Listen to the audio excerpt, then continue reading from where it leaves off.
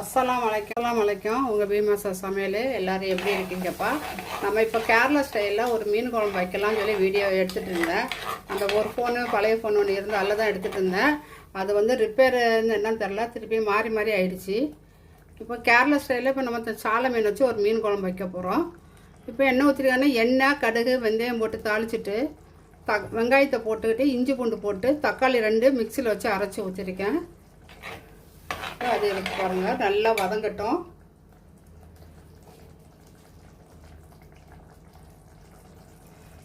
இப்போ ஒரு ஸ்பூனு தனி மிளகாத்தூள் போட்டுறோம். இது அந்த எண்ணெயிலே நல்லா வதங்கட்டும். இப்போ ஒரு 1/4 ஸ்பூன் மஞ்சத்தூள் போட்டுடலாம்.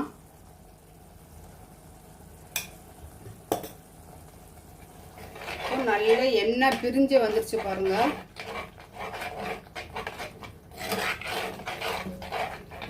இப்போ தேங்காய் பால் ஊற்றலாம்.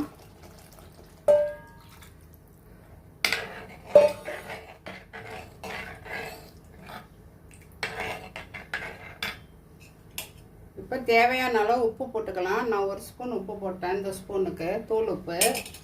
உப்பும் காரமும் நீங்கள் உங்களுக்கு எவ்வளோ தேவையோ அது பார்த்து போட்டுக்கிடுங்க. நிறைய பேர் காரம் நிறைய சாப்பிடுவாங்க, கம்மியாகவும் சாப்பிடுவாங்க.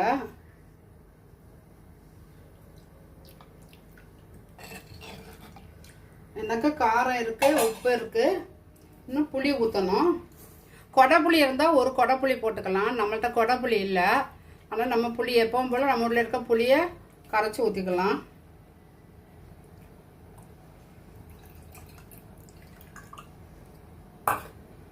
பாருங்க, புளி கரைச்சி ஊற்றிடும். இப்போ இதை நல்லா கொதிக்கட்டும். கொதித்த பிறகு மீன் போட்டுக்கலாம். இப்போ குழம்பு நல்லா கொதிச்சிருச்சு. மீனை போட்டுடலாம். சாலை மீன் பாருங்கள், நல்ல பெரிய பெரிய மீன். இப்படி கீரி போட்டோன்னா நல்லா மசாலா பிடிக்கும்.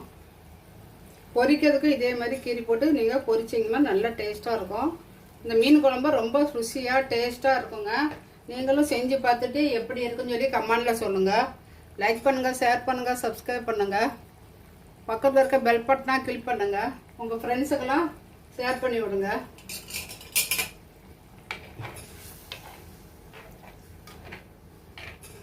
உங்களுக்கு குழம்பா வேணாலும் எடுத்துக்கலாம், இல்லை இன்னும் கட்டியாக வேணா கூட கட்டியாக வச்சுக்கலாம்.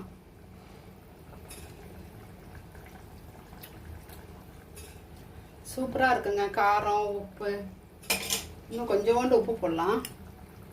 உப்பு பத்தலை.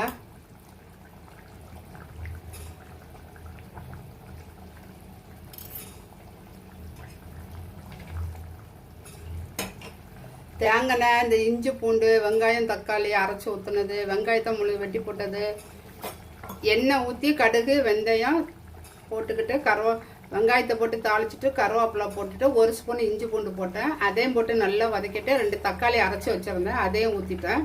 அதையும் ஊற்றி நல்லா வதக்கிட்டேன். தனி மிளகாத்தூள் 1 ஸ்பூன் போட்டு நல்லா வதக்கிட்டு 1/4 ஸ்பூன் மஞ்சத்தூள், உப்பு, புளி, கொஞ்சம் தேங்காய் பால். நீங்கள் தேங்காய் பால் வேணும்னா ஊற்றிக்கலாம், வேண்டாம்னா அரைச்சட் பண்ணிக்கலாம். இதே மாதிரி நீங்களும் செஞ்சு பார்த்துட்டு கமெண்டில் எப்படி இருக்குன்னு சொல்லுங்கள். இன்னும் உங்களுக்கு அடுத்தால எந்த மீன் குழம்பு எப்படி வைக்கணும்னு சொல்லி கேளுங்க. நான் உங்களுக்கு வச்சு வீடியோ போடுறேன்.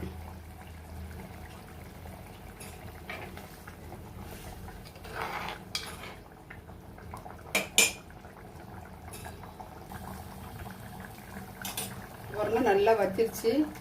உங்களுக்கு இப்படியே குழம்பு வேணாலும் எடுத்துக்கலாம், இந்த நல்ல எண்ணெய் பிரிய வர கட்டியாக வேணாலும் அப்படி கூட எடுத்துக்கலாம். இப்போ மல்லித்தலை போட்டுடலாம்.